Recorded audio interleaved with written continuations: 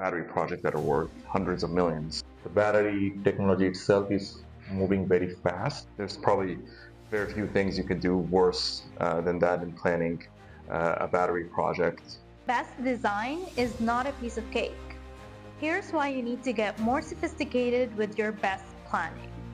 For some reason, a big portion of the industry seems to be stuck using rudimentary tools like Microsoft Excel to plan battery projects that are worth hundreds of millions of dollars, when for solar projects in the design phase, people are getting have been really sophisticated with looking at all the different features. On this site, should we deploy fixed tilt or single axis tracking? What type of modules? What's going to maximize the energy for this specific location? What should be the optimal DC-AC ratio?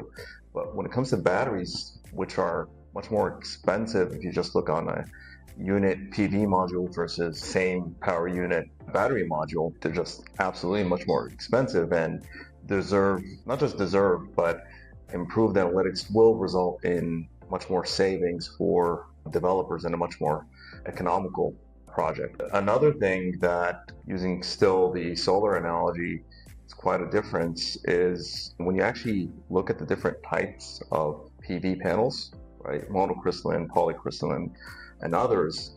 Really, the differences are not that huge, but when you start looking at battery systems, right, different OEMs of LFP, NMC, even non-lithium technologies, you will really see a significant difference in project cost if the technology that's selected is the most suited for the use case, right? So more than often we see developers compare battery systems as if they're a commodity, just looking at the cost per kWh of each battery unit.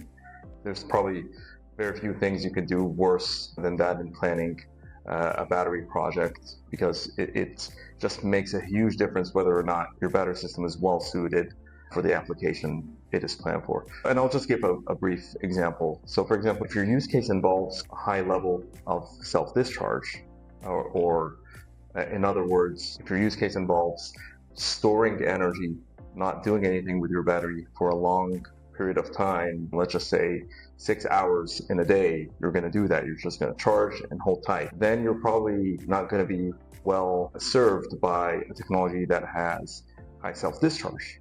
But if you're planning to cycle your system continuously, then probably self-discharge isn't as impactful factor. So these types of details can never be captured by rudimentary Excel tools that are more than often built in-house with developers or some consultants. You really have to dig into the weeds of how each technology operates and then apply the use case to it to know exactly what you're going to get throughout the lifetime of your project.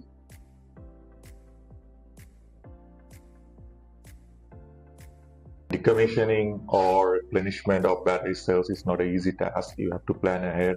There are site-specific works that is required to get this work accomplished. So you really need to have good, accurate modeling tools and analytics around how your battery system is performing and how it's going to perform if you perform different applications, which eventually gives you the advantage to plan for this kind of events ahead of time.